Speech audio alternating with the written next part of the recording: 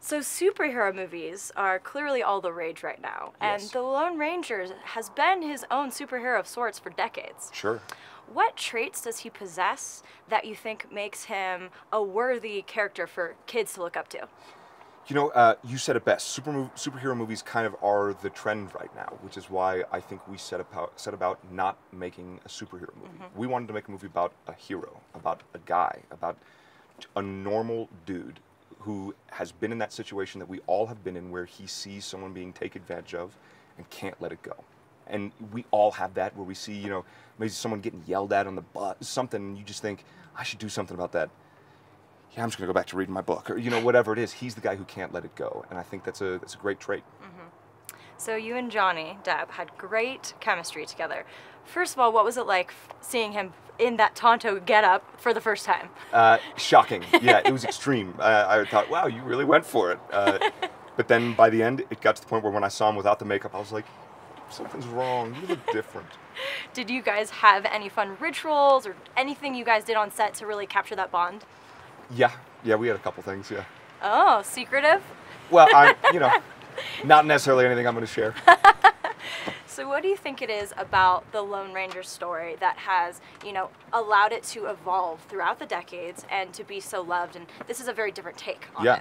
I think the thing that's allowed it to survive is that it has evolved. You know, so many of those great old characters don't change, and you can't do that. You know, we are constantly changing. That's social evolution, you know, so we wanted to make the Lone Ranger in a way that everybody who remembers it would appreciate it, and people who've never seen it before would love it just as much. Cowboy Boot Camp? Cowboy Boot How Camp. epic was that? It was pretty epic. Yeah, pretty epic. It's funny, looking back, it was an epic undertaking, but the reality of it was just standing around on a horse ranch doing a bunch of manual labor. I tell you, that's got to be some of the perks of prepping for a role. Totally. So the new skills you acquire, right? And new blisters, yeah.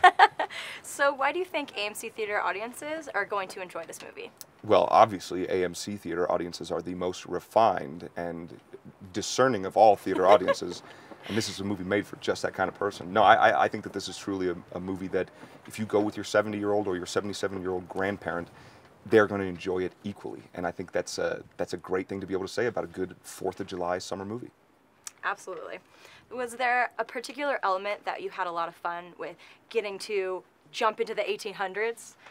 Yeah, traveling by horseback. There were days on set where we would get on horses at base camp and ride over a mountain to get to set, and that was like one of those things of, I'm not just riding a horse, I'm traveling on a horse, and that feels totally different. If you like this video, be sure to hit the thumbs up button, and don't forget to subscribe to our AMC Movie News YouTube channel.